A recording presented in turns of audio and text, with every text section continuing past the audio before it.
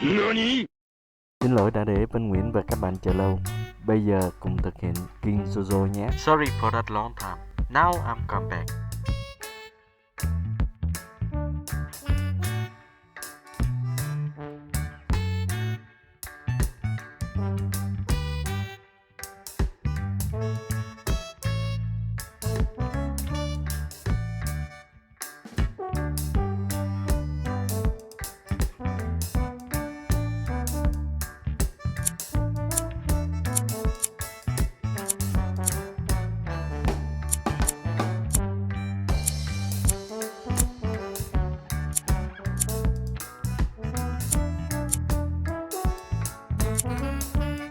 Mình có để link trong phần mô tả, các bạn có thể tải về, in ra và thực hiện nhân vật của các bạn. You can download this Papercraft design on description.